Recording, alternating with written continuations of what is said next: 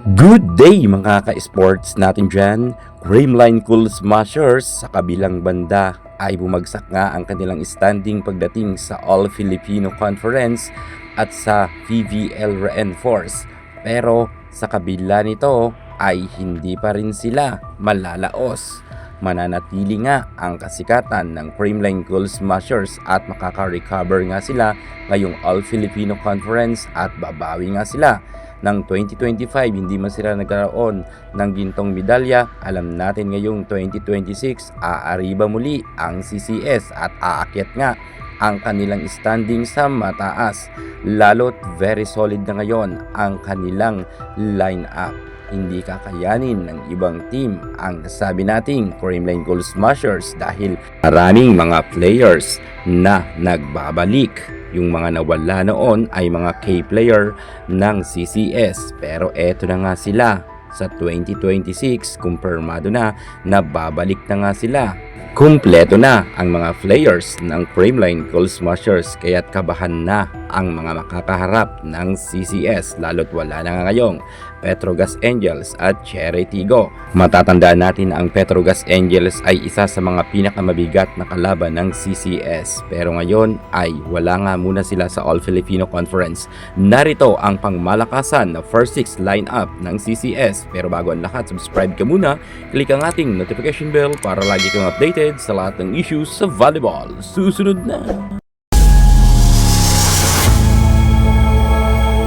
Creamline Cool Smashers aariba muli ang kanilang angking kagalingan. Magpapakita nga sila ng kanilang bagsik sa All-Filipino Conference. Solid lineup ng Creamline, kinakailangan talagang paghandaan ng ibang team kung gusto nilang manalo dahil napakalakas talaga nito. Kung noon nga ay ang Creamline nahirapan nga silang unti-unting manalo, pero ngayon mukhang easy win ang mangyayari dahil sa lakas nga ng lineup ng kupunan nila Alyssa Valdez. Kaya't sa mga makakatapat ng Creamline, good luck na lang sa inyo at baka mamaya ay talagang magulat kayo at matameme nga sa lakas ng CCS sa PVL 2026. Ibang Creamline Cool Smashers ang inyong matutunghayan dahil sa kanilang angkin bagsik ay matakot na ang mga makakatapat nila. Very solid ang CCS. Ako na sa inyo ang magsasabi at papahirapan nila ng husto ang kanilang mga makakatapat, kaya't kabahan na kayo. Narito ang first 6 lineup ng CCS. Pangungunahan pa rin ang ating Phenom Superstar Alyssa Valdez bilang team captain at ibababad pa rin siya ni Coach Sherwin Meneses sa loob ng court. Yes mga ka-sports, taliwas sa mga sinasabi ng mga netizen, ng mga bashers niya at kritiko na humina na si Valdez at laos na. Hindi pa laos si Valdez.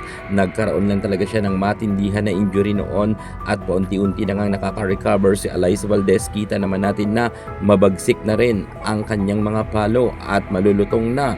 Mukhang bumabalik na ang angking kagalingan ni Alyssa Valdez, kaya't kabahan na kayo. Veteran player si Alyssa Valdez, kung kaya mautak ito kahit sabihin natin na hindi na ganoon kalakas ang kanyang palo. Tulad ng sinasabi ng ibang netizen, mautak naman to at ang mga drop ball nito ay pahihirapan nga kayo. At narito naman ang makakatandem ng ating Alyssa Valdez, ang nagbabalik, ang ating Bernadette Fons.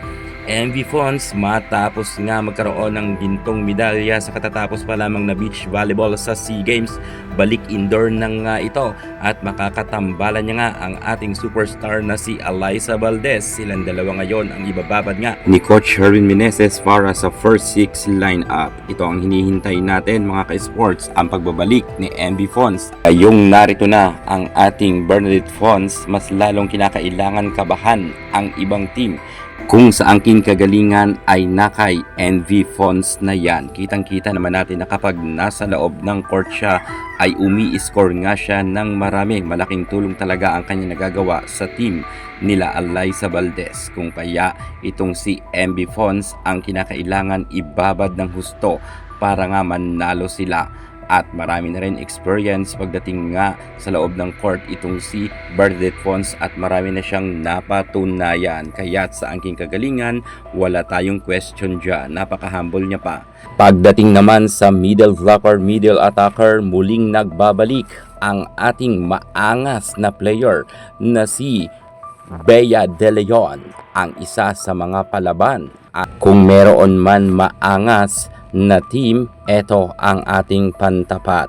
Ang ating Bea De Leon na isa rin sa mga matinik na middle blocker. Sa kanyang pagbabalik sa loob ng court, malaki talaga ang pagbabago. Matatandaan natin na nagkaroon rin siya ng injury at makailan conference rin na hindi nga siya nakapaglaro. Pero eto na nga, nagbabalik na si Bea De Leon. Kaya kinakailangan talaga na maghanda-handa na rin dyan ang ibang mga middle blocker dahil ang kanilang katapatan, narito na ang magaling pumayong, ang ating Bea De Leon. At ang makakatambal naman ni Bea De Leon, walang iba kundi ang isa rin natin pinakamagaling nga na middle blocker, middle attacker na si Pangs Panaga. Kung sa angking lupit naman sa pagiging middle blocker, wala na tayong masasabi dyan kay Pangs Panaga. Hindi siya middle blocker na pechay. Makailan beses na siya nagkaroon ng middle blocker award. At siya nga ang isa sa mga pinakamaraming nahakot na middle blocker awardee pagdating sa PVL. Kung kaya yung mga maaangas dyan na middle blocker, huwag kayong magtaray kay Pangs Panaga. Si Pangs nga ang pinakamaraming ang napatunayan na as a middle blocker at very humble pa yan. Ayon pa nga sa isang interview sa mga players ng CCS, sinabi nga sa kanila ni Alyssa Valdez na huwag silang magiging maangas at maswag dahil kapag binalikan na raw sila at na back to you, masyadong mawawala raw sila sa focus. Well, okay naman talaga ang tambalang BDL at Pangs Panaga. Kita na natin yan na talagang isa nga sila sa mga magpapahirap nga sa ibang team dahil sa lakas ng middle blocker ng CCS ay kakabahan na dito ang ibang team. Pagdating naman sa ating opposite hitter, nagbabalik na nga ang ating Tots Carlos. Matatandaan nga natin na ilan conference rin nagkaroon ng problema itong si Tots Carlos at marami nga rin siyang nakumit na error kung kaya nagkaleche-leche nga ang standing ng CCS. At hindi lang naman si Tots Carlos dyan, maging ang ibang players nga ng CCS ay medyo nagkalatren. Pero ngayong VVL 2026, natuto na nga sila ng nakaraan conference at dito ay babawi na sila. Lalo si Tots Carlos nga ay nagkaroon rin siya ng injury kung kaya maiintindihan natin kung bakit hindi pa bumalik ang kanyang angking kagalingan. Pero ngayon 100% ay solid na muli itong si Kaloy at kailangan na kabahan na kayo dyan dahil pagdating sa opposite hitter, marami nang napatunayan si Tots Carlos. Nagkaroon na siya ng MVP award, final MVP at best outside spiker at best opposite hitter. O diba, hakot award na yan si Tots Carlos. Kaya sa mga nagsasabing mahina na si Kaloy at laos na, nagkakamali kayo. Magaling pa rin yan si Tots Carlos. Kaya't papakitaan niya kayo ng gilas ngayong All Filipino Conference. At eto na finally ang ating matagal nang hinihintay, ang pagbabalik nga ng ating GMA-Sing. Matapos nga noon ang rumor at usap-usapan, binasag na to.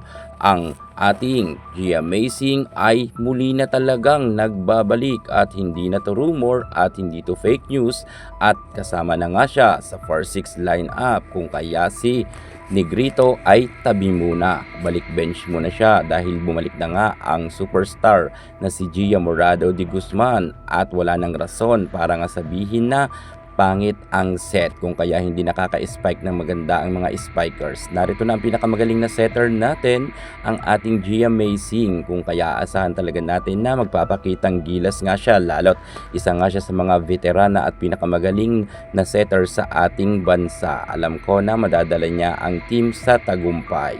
Balik gintong medalya talaga ang CCS. Para sa akin lang to, wala nang kukontra dahil malakas talaga ang Creamline. At syempre, sa pagpasok naman ng ating beautiful at magaling naman na libero na si Jennifer Nierva ay kinakailangan kabahan na rin kayo Jenior ba, magpapakitang gilas na nga siya sa All Filipino Conference.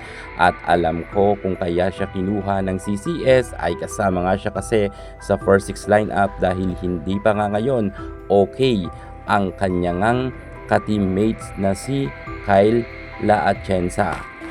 Kung kaya asahan talaga natin na magle-level up rin sa angkin kagalingan itong si Jenior ba? Well, magaling naman talaga siya. So yan na nga mga ka-sports natin dyan. Sa tingin nyo, kayang-kaya ba muli na maibalik nila ang kanilang corona sa All Filipino Conference at magkaroon ng gintong medalya? Kung sa tingin nyo kayang-kaya, comment na kayo sa baba. Yun muna pinaka-latest natin sa mundo ng volleyball. Thank you so much. God bless. Good luck CCS. I hope na wala sa inyong ma-injury.